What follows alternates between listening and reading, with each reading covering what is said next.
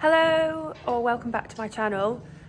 As I left it last week, we were about to weigh lambs, so here we are. I did also say in my last video that it was probably the last week we were going to send off spring lambs. We're going to check the weight, see where they're at, see if they're heavy enough. And yeah, keep an eye on the market is the most important thing. If price was really dropping off, it may not be worth sending them. But as I said, we're keeping an eye, checking the weights, and we'll see where we're at in an hour or two. Here is the first batch that we have got penned up. I think that lamb's a bit lame, so we'll tip them up and do their feet. Still some not bad lambs in here, but don't know if any in here will be heavy enough, to be honest. So we'll just keep looking, get through them all. It's definitely thinning out in here. Drawn quite a few lambs. So yeah, we will see where we're at. Here's Liz.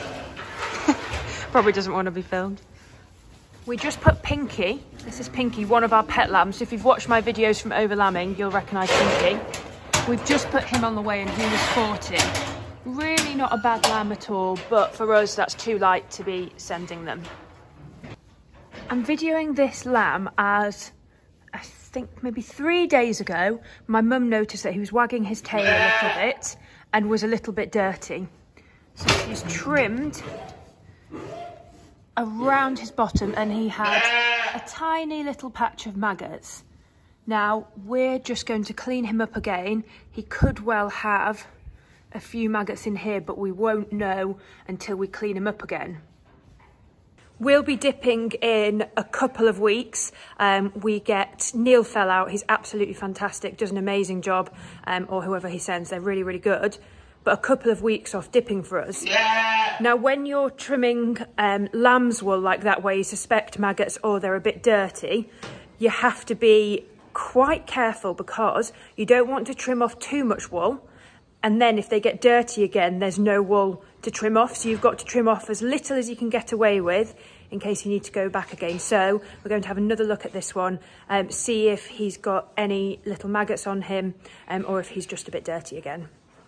Probably trimmed off a little bit more than we would really when we've had one with maggots and we're worried about them coming back.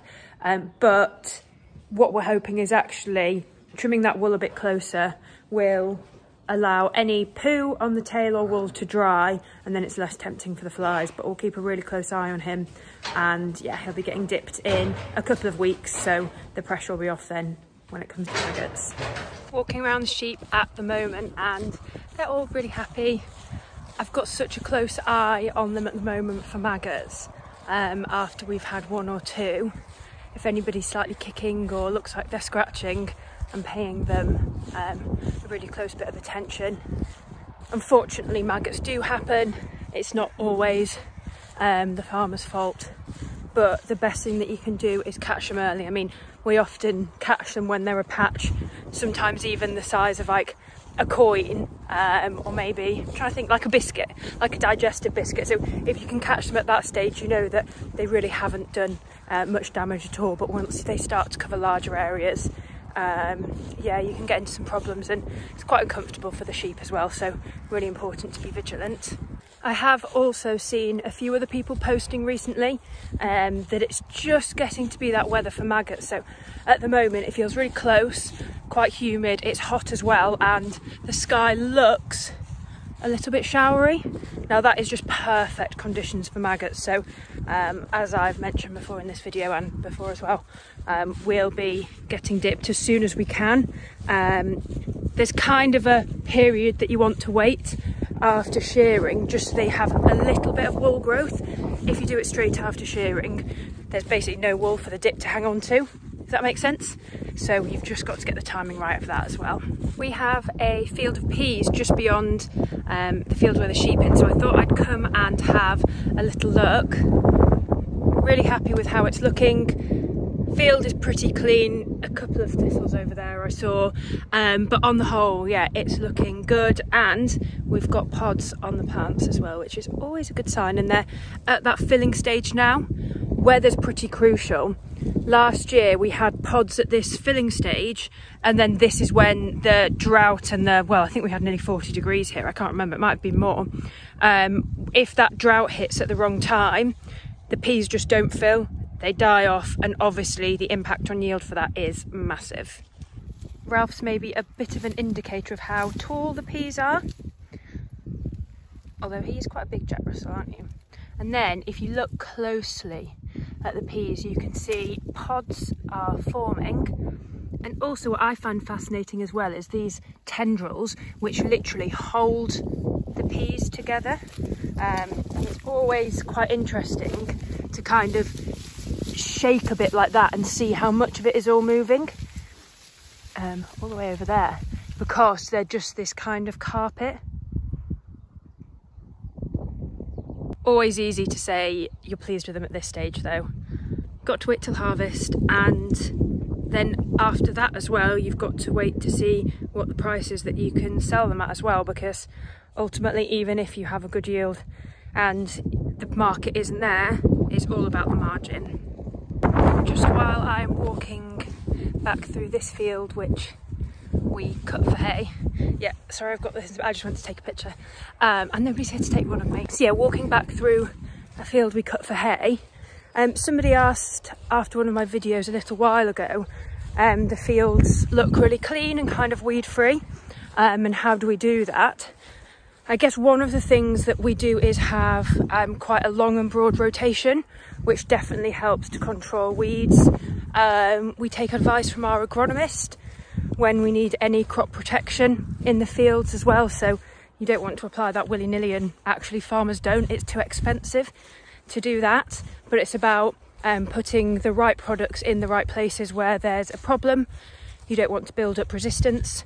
In some of our grass fields, we'll keep on top of things like thistles or nettles by going out with a knapsack, so they'll be spot sprayed, which is obviously a really targeted application. It means that you're not spraying products across the whole field if they don't need them. I have to say, not every field is perfect. Obviously I don't do a farm walk of the whole farm, but we definitely have problem areas, problem patches. This year, Broadway Star, which is a product which is meant to control brome, has been, well, basically completely useless.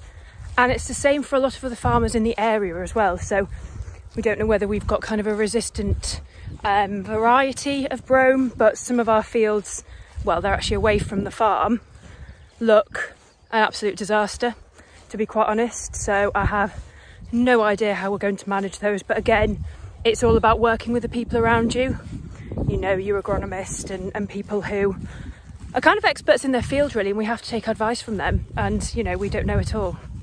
Just going back to the brome, if you don't know, it's a type of grass weed, and there's a few different types of it, but one of the problems with controlling it is if you have more than one type.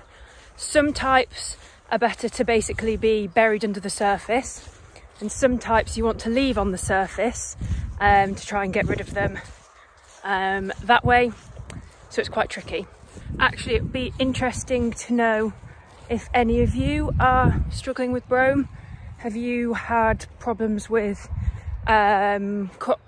resistance to sprays, anything like that? How are you managing it? Because yeah, some of the fields you don't really want to go down and have a look at, to be honest. I've also come to have a little wander in one of the fields which we've put slurry on. I don't know if you can see behind me, but I've left little Ralph on the other side of the fence because I'm pretty sure he'll want to roll in here. But back to the slurry, it's very important for us to try and incorporate slurry and farmyard manure onto our fields wherever possible. Obviously it's increasing nutrients, particularly the manure increases organic matter as well, so all things which are important for the crops and the soil health as well. Last bit of my video today, and I thought I'd briefly touch on what I'm doing at the end of this week. So this Friday I'll be at the Kent show alongside Lizzie. We are doing a presentation at a breakfast meeting there. really excited to be asked. Obviously it's completely out of area, so it's amazing that, you know, it's not just because we live locally. The show have seen what things we're doing to showcase farming and agriculture and bridging the gap with the public. So my part of the talk is going to be focused on kind of the sustainability things we're doing on the farm, technology we're utilising, things that we're doing as part of the Hutchinson's Helix initiative.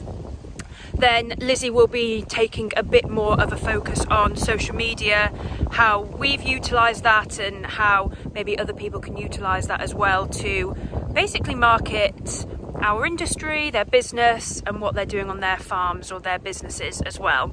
Going to be a really exciting day, and hopefully whilst I'm down there I'll be able to get some footage of the livestock and other things that are going on at the show as well. It would be great to see you if you're heading to the show, so let me know or come and say hi. Maybe if you're watching our presentation as well, it would be good to catch up there. Thank you as always for watching. If you enjoyed the episode, please do like and subscribe to my channel.